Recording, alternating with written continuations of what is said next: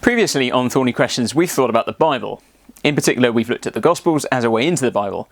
Now, first we asked, is what we have in our modern Bibles what the Gospel writers first wrote? The answer is yes. Next we asked, can we trust what those authors wrote down? Well, the answer is also yes. Now we ask the question, are the Gospels just fairy tales? When we read Matthew, Mark, Luke and John, do we just say, cool story, bro? Are the Gospels cool stories? Are they just fairy tales? It's a question many people have asked, and if it's your question, you're in good company. C.S. Lewis had the exact same question. You do know who C.S. Lewis is, right? C.S. Lewis's Chronicles of Narnia films? They were great. First two are killer. I hope he writes another one. The author of the Narnia books once asked whether the Gospels were just fairy tales, but the answer he got changed his life forever. On the 19th of September 1931, C.S. Lewis was speaking with his great friend J.R.R. Tolkien. You do know who Tolkien is, right? There will be an exam later. And if you get this question wrong... You shall not pass! Yes, Tolkien was the author of The Lord of the Rings. So in 1931, Mr. Narnia was chatting with Mr. Middle-earth. In fact, they were best friends. Tolkien at this stage was a Christian, but Lewis was not. In fact, Lewis had a big problem with Christianity, namely the Gospels. He could understand that people might believe in a God, he could appreciate that God might want people to live in a certain way. That kind of religion sounded reasonable enough. But that isn't Christianity. Christianity insists on telling a story all about God coming to earth to die for his creatures. More than creeds or rituals or moral codes, it is the gospel story that is central for Christians. And that was Lewis's sticking point. He didn't understand how Jesus, his life, death and resurrection, related to the rest of Christianity. Surely the Gospels are just fairy tales, right? Like all the other fairy tales. Lewis said, when it comes to the old myths, they're great. Lewis loved the Norse and Greek myths, and he thought the Gospels were just the same. But fairy tales are fairy tales. In Lewis's words, they are just lies, even though breathed through silver. They are beautiful, but ultimately empty. Tolkien's response shocked Lewis. He told him, no, they're not lies. The stories that Tolkien and Lewis wrote were not silvery lies. There was a truth to them that went very deep. Think of Frodo and Samwise in The Two Towers.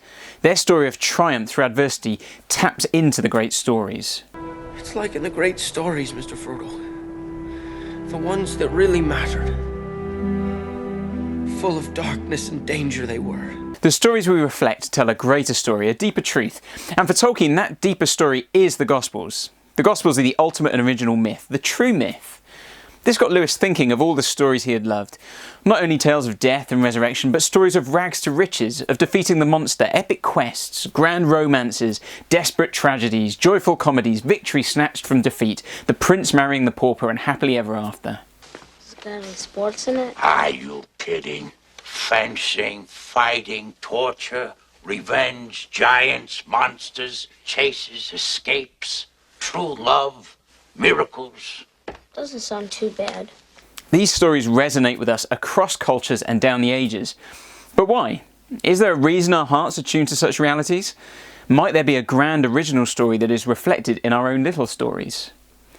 Within a month of this famous conversation, Lewis had all but converted to Christianity. He'd begun to see the story of Christ as a true myth, a myth working on us in the same way as the others, but with this tremendous difference, that it really happened. In the Gospels, Lewis said, the old myth of the dying God comes down from the heaven of legend to the earth of history. It happens at a particular day in a particular place. All the other myths take place in dream time. The gods live and die beyond our time and space, but just listen to how Luke's Gospel begins. Many have undertaken to draw up an account of the things that have been fulfilled among us, just as they were handed down to us by those who from the first were eyewitnesses and servants of the word. With this in mind, since I myself have carefully investigated everything from the beginning, I too decided to write an orderly account for you, most excellent Theophilus, so that you may know the certainty of the things you've been taught. This is so different to fairy tales. They all begin, once upon a time, in a faraway land. But the Gospels are about real history, real geography, real biography. And it all takes place in our time and space. Lewis later wrote, as a literary historian, I'm perfectly convinced that whatever the Gospels are, they're not legends.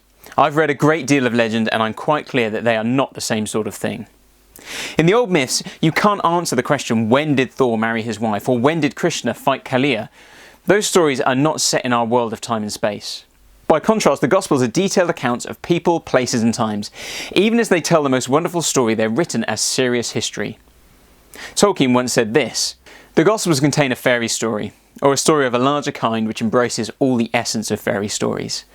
This story begins and ends in joy. It is preeminently the inner consistency of reality. There is no tale ever told that men would rather find was true, and none which so many sceptical men have accepted as true on its own merits." For Tolkien, when you ask the question, are the Gospels just a fairy tale, he answers back, what do you mean by just? Fairy tales are deep, and the Gospels are not less than a fairy tale. They are so much more. The Bible claims that God became man, and in the Gospels we see a parallel claim, that the great myth became fact. In the Gospels we see an anchoring of the great stories in this one historical event. The dying and rising of God appeared. The knight came to slay the dragon. The prince came to marry the pauper. The hero came to complete the quest. And by so doing he turns rags to riches and tragedy to comedy. These biographies of Jesus are not silvery lies. They are solid gold truth. The Gospels are not just a fairy tale. They tell us the myth that really happened. So why not pick them up and discover it for yourself?